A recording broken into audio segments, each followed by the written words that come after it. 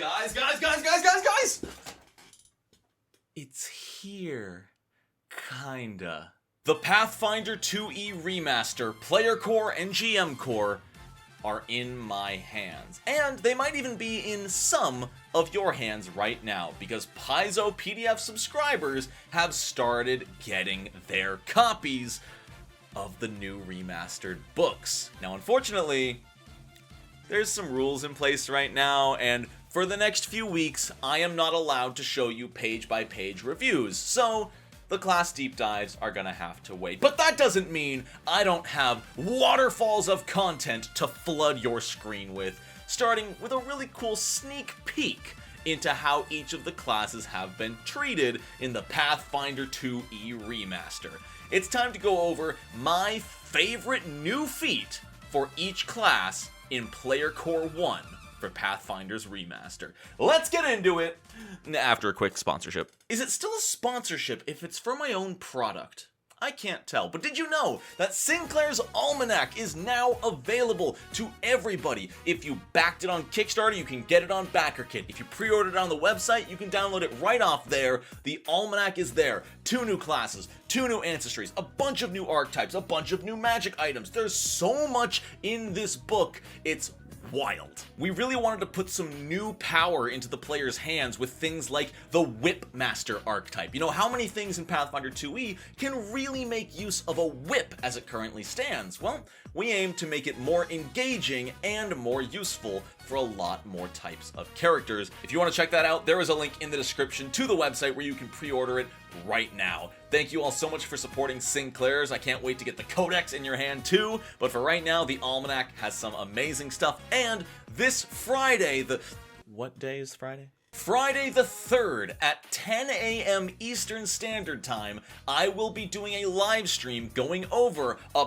bunch of the Almanac's content. We're going to be showing off the classes, we're going to be showing off the archetypes, and a lot more. So if you have been curious about the Almanac, but haven't wanted to fully bite in and pre-order it yourself, come on over to the channel live 10 a.m. on Friday to check it out with me live. I'm super excited. There's stuff in that book I haven't even seen yet. You know, my team put a lot of damn work into it, and I'm excited to see everything they've done. See you there. Let's talk about new feats. So this book is a little bit smaller than the original core rulebook. There are only 8 classes in this book. Things like the Alchemist and the Barbarian have actually been pushed backwards to Player Core 2. So alphabetically, we are starting with the Bard and their brand new level 2 feat, Emotional Push. Emotional Push is really good, and I think there could be a lot of fun builds for this with regards to combining it with the Martial Performance Warrior Muse Bard. Because Emotional Push, if an enemy you're aware of fails a saving throw against an emotion spell, you can, as a reaction, make them flat-footed until the end of your next turn. If you combine this with something like a wizard who casts an emotion spell like Fear, that combo's insane. Suddenly, they fail their save. They're frightened 2, reducing their armor class by 2. Oh, all of a sudden, reaction, they're also off guard against your next attack. All of a sudden, their armor class is at a net -4 against your next attack. You're attacking like just as accurately as a fighter at that point. That's incredible. The only downside to this feat is that it's specifically against emotion spells, not emotion effects. If you could combine this with like Demoralize, maybe it'd be honestly too overpowered, but I don't know. With how easy off guard is to get from flanking, I think putting this on your ranged Bard is just incredible, because ranged attacks, it is very difficult to make an opponent off guard against a ranged attack. But with this, even on one turn, if you as the Bard cast Fear, that's 2 actions. They fail their saving throw, suddenly they're frightened 2. You have 1 action left. If you've got a hand crossbow out, or even like a short bow, because you have martial performance, you can hit them. They're -2 AC from off guard circumstance penalty, -2 AC from frightened status penalty. Their AC is in the toilet. If you've got a decent enough dexterity, you've got a dang good shot at hitting, maybe even critically hitting. Fantastic feat. The only thing holding this feat back from being absolutely incredible is that there are no emotion cantrips in the occult spell list. Super sad. It'd be cool if you could just every turn emotion cantrip, fail to save, reaction, off guard, attack at that huge bonus. It'd be great, but still, for a level 1 spell slot like Fear, still fantastic. Clerics got a huge upgrade to their old turn undead feat, so much so that I'm calling this a new feat. At level 2, Panic the Dead makes your heal spells offensively amazing against undead targets. Now, any undead creature that fails a saving throw against your heal spell is frightened 1, and even if they're a mindless undead, they're not immune to this frightened condition. This means that now permanently, anytime you cast heal on an undead to deal damage, if they fail their saving throw, they're frightened 1, -1 to attack rolls, armor class, saving throws, all until the end of their next turn. Fantastic, and if you critically hit them, or if they critically fail their save, they also gain fleeing. This is such an upgrade from the old version of this feat. It feels completely new. I thought it was completely new. I had to re-look through the Cleric feats in the original version of the game, that this is just so much better. It's removed some stipulations, it's added effects, it's feels great. Druids of the Leaf Order gain a fantastic feat at level 6, Grown of Oak. This is permanent bark skin for you and your Leshy familiar. No more using spell slots to just gain a few points of damage reduction. This is just infinite permanent bark skin, or as it's called in the remaster, Oaken Resilience, as often as you want. The only stipulation is that it is cast at your second highest spell level, so it'll scale a little bit slower than if you used a normal spell slot, but this is just free, permanent damage reduction for you and your Leshy familiar. Just don't get hit by fire damage. Fighters got a really cool little situational feat at level 2 that I would think would be really fun to play around with. Blade Break. As a reaction, if you would be forced movement, you can drive your weapon into the ground to hold yourself in place. If you are trying to be moved under 20 feet in a single action, you don't move. You know, if that monster hits you with a shove check, I think even critically succeeds that shove check, you can just reaction hold yourself there. That wasted their action. You don't have to spend another action getting back into position. It's fantastic. And if something would somehow blow you back 20 feet or more, you still only move 5 feet. Period. Full stop. If something would move you 100 feet and you use Blade Break, you're only moving 5 feet. That's so cool. So Ranger was actually one of the classes that was very difficult to pick because Rangers only got 1 new feat, technically 2, but we already saw one of them and it was level 16. So my new feat for Ranger that I'm actually going to talk about today is the revamped crossbow ace. I know we covered this a little bit in the Ranger update, but I love what they've done with this, that now for 1 action, if you're reloading a crossbow, you can now take one of a couple bonus actions along with it. So for 1 action, you not only reload your crossbow, but you can also either take cover, giving you a flat bonus to your armor class, or roll deception to create a diversion, which if that succeeds, the opponent is now off guard against your next attack. Now, there is some weird stuff going on that the community has picked up on because of the order of operations here.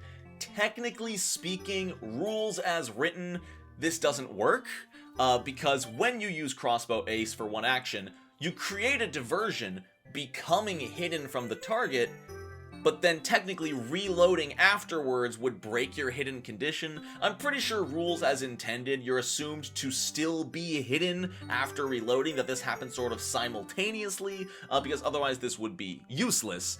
So yeah, I assume rules as intended, you reload and become hidden, thus allowing you to make your next shot from hidden with them off guard, which is -2 armor class, and I've said it for Bard, I'll say it again here, ranged attacks are really difficult to make against an off-guard opponent. It's very hard to make them off-guard against ranged attacks. Never undersell how good that is. Sly Disarm, the level 6 rogue feat, is amazing disarm synergy, the likes of which we've never seen before.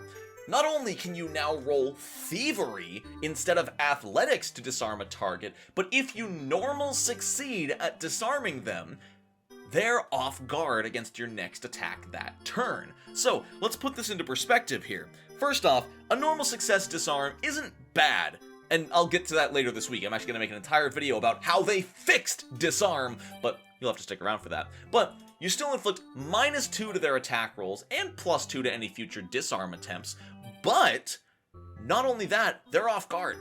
And let's say you're using an agile weapon. So you disarm them, which gives you your sneak attack bonus against them as off guard. Their armor class is reduced by 2. Sure, the disarm has the attack trait, so your next attack is at -4, assuming an agile weapon, but with their AC going down by 2 anyway, that's only a net -2 to your attack roll to guarantee sneak attack. So if you're by yourself and for some reason you just can't flank with an ally, boom, you have a reliable way to give yourself sneak attack and inflict a penalty on the opponent at the same time. Phenomenal.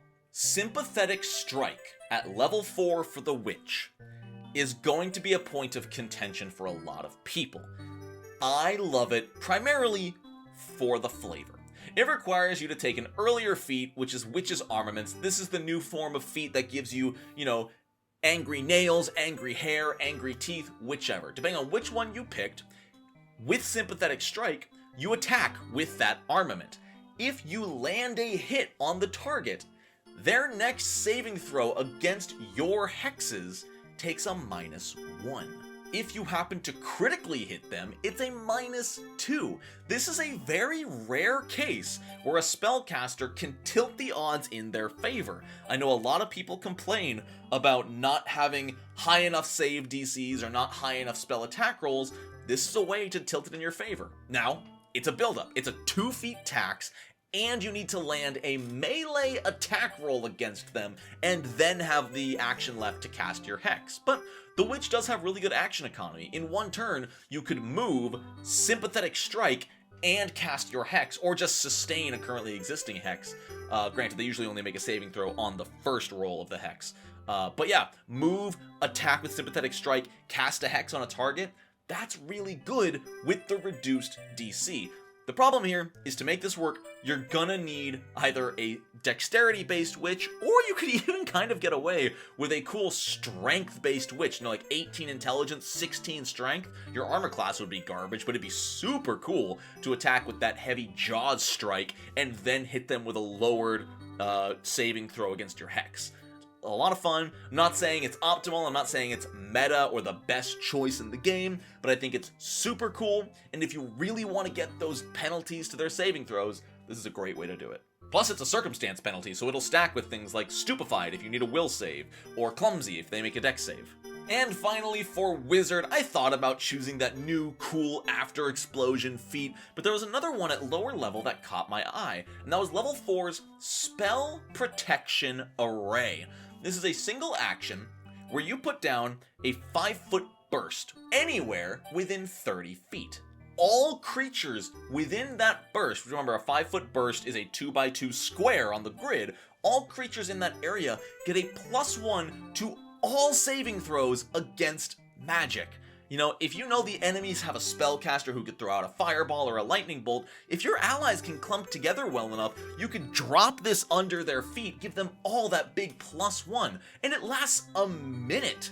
The only thing to worry about is that if you are fighting smart enemies, it affects all creatures, so if your ally steps out of the space and an enemy steps into it, boom, that enemy has +1 saves against a magic.